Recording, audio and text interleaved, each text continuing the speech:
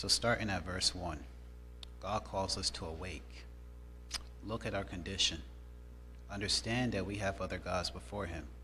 And put on God, as we know in many places of the Bible that God is our strength.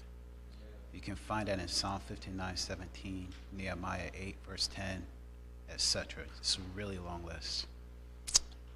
But let's pause for a moment and consider this point briefly.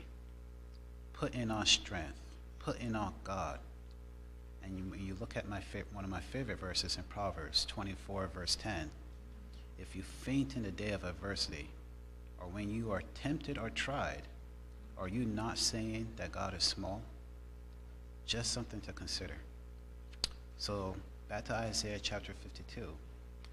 We are also to put on beautiful garments, garments of righteousness. Next we are to shake off the dust and loose yourselves from the bands of your neck, putting away the worthless things in our lives, no longer be a slave to sin. If God tells you he set you free, why do we continue to walk with mementos of our bondage? Souvenirs of thoughts, if you will. Memories of times we took pleasure in our slavery to sin. Constantly looking back and murmuring about in Egypt.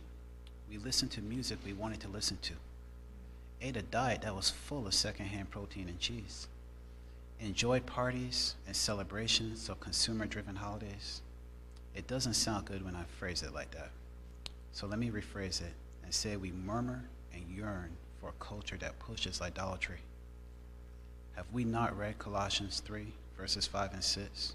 To mortify therefore your members, which are upon the earth, fornication, uncleanness, inordinate affection, evil concupiscence, and covetousness, which is idolatry, for which things' sake the wrath of God cometh on the children of disobedience.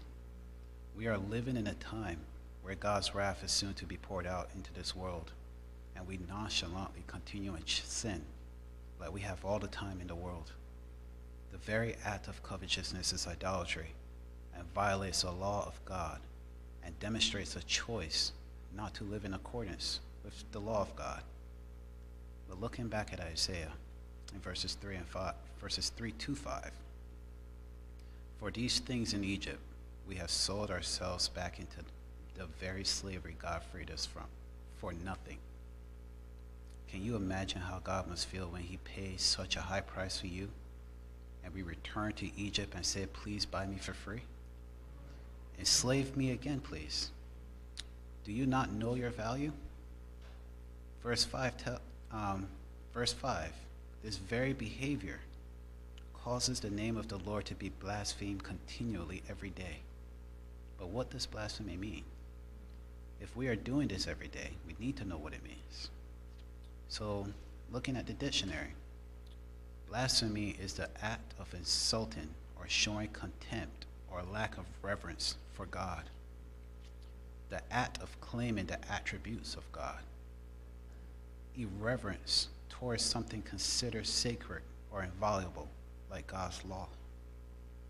We blaspheme continually every day by choosing to sell ourselves to sin after God has paid such a price for us. This is not the prevention that God has called us to engage in after he has given us a cure. Verse 11 of the same chapter of Isaiah 52. God tells us to depart, go out from there. God can bring us out of Egypt, out of the house of bondage. But if we choose not to depart, we will return to sell ourselves for nothing.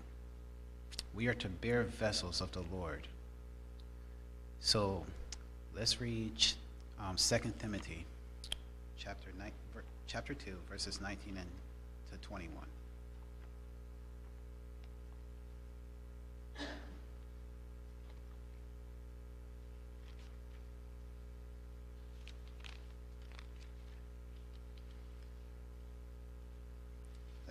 That's 2 Timothy chapter 2, verses 19 and 21. And it reads, Nevertheless, the foundation of God standeth sure, having this seal, the Lord knoweth them that are his. And let everyone that nameth the name of Christ depart from iniquity. But in a great house there are not only vessels of gold and of silver, but also of wood, and of earth, and some to honor and some to dishonor. If a man therefore purge himself from these, he shall be a vessel unto honor, sanctified and meet for the master's use, and prepared unto every good work. We are to bear ourselves vessels according to this verse. We are to choose to purge ourselves from sin. Many beautiful points in these verses in 2 Timothy. But if we continue back to Isaiah 52, looking at verse 12, we see that God will go before us, leading us, and at the same time covering our backs. That's what reward means. God before and behind to lead you away from sin. And as mentioned before, we must follow God beyond the courtyard of the sanctuary into the holy place. Is God leading you in your study, prayers, and the way you share with others? Next slide, please. Have you ever considered what the word study means? If we look at the dictionary again, study means a state of contemplation, the application of mental faculties to the acquisition of knowledge, careful or extended consideration of a topic, careful examination or analysis of a phenomenon, purpose, intent, something that attracts close attention or examination.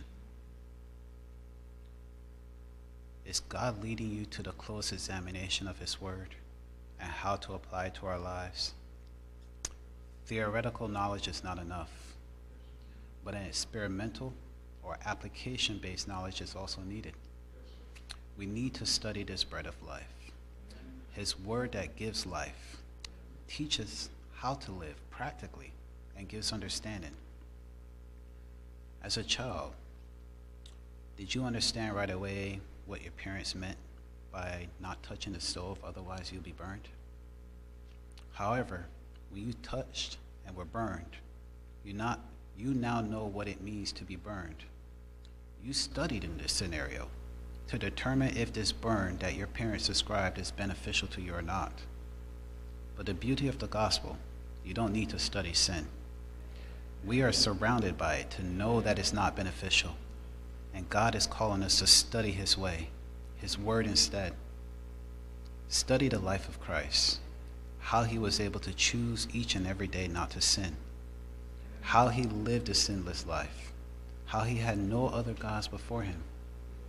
Not just having a theoretical knowledge of His life, but a practical understanding.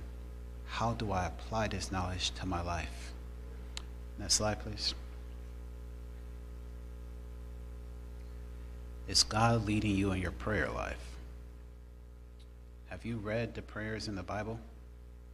The Bible is filled with many examples on how to pray, what to pray for, and why we should pray. Let God know your struggles with the other gods we place before Him. Tell Him that our nature is strong, but He is stronger. Tell Him that we choose Him, and He will give you strength to overcome.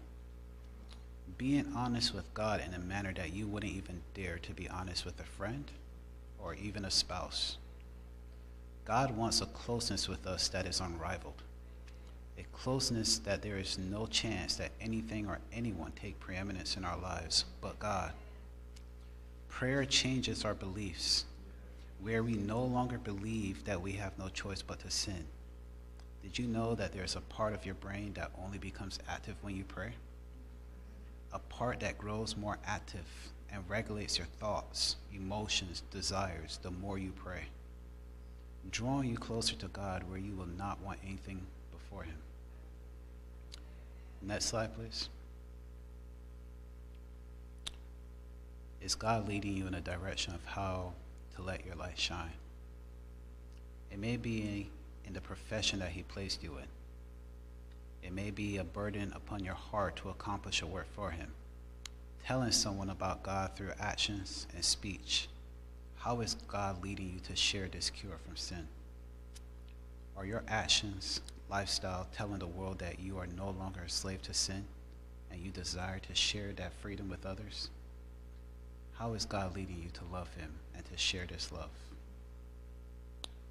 Considering all we discussed, I pray God will continue to lead you to have no other gods before him. Thank you, everybody. Next slide.